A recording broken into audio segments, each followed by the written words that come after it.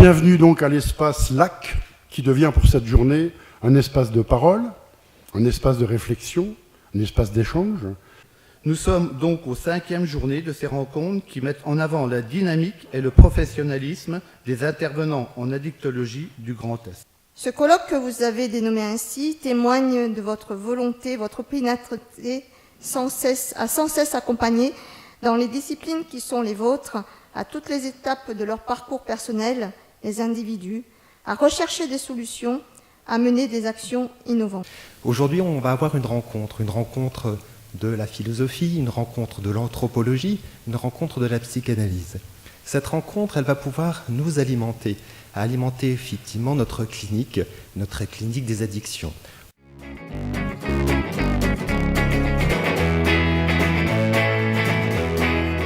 C'est toujours un plaisir personnellement de coordonner cette journée parce qu'elle a la spécificité, je dirais, tous les 2 ans d'avoir un regard un peu décalé sur la problématique addictologique, et ce décentrage, c'est aussi ce qu'on souhaiterait des fois pour nos patients.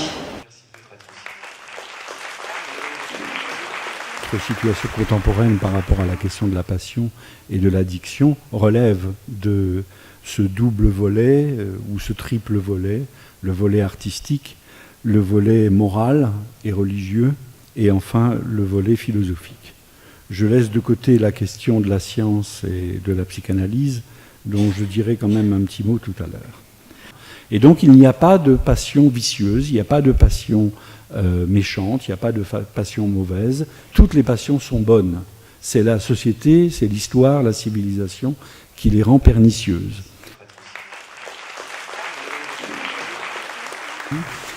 Et donc je voudrais vous rappeler que la notion de dépendance est d'abord un jugement de valeur sur une activité personnelle. Elle postule finalement une notion normative de ce qu'est une bonne vie, entre guillemets. Pour Canguilhem, donc la notion de pathologie qui est très ambiguë, elle traduit seulement l'irruption de nouvelles normes, qui sont mieux ajustées à une situation. C'est pour ça que...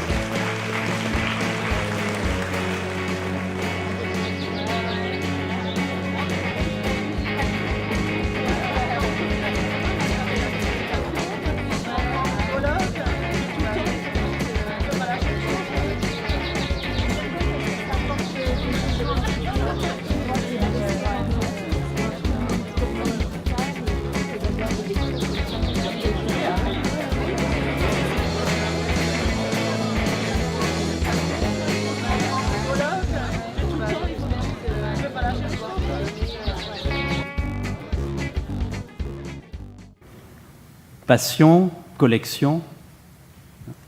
Est-ce que le collectionneur, il en a été question ce matin, est-ce qu'il est toujours un passionné ?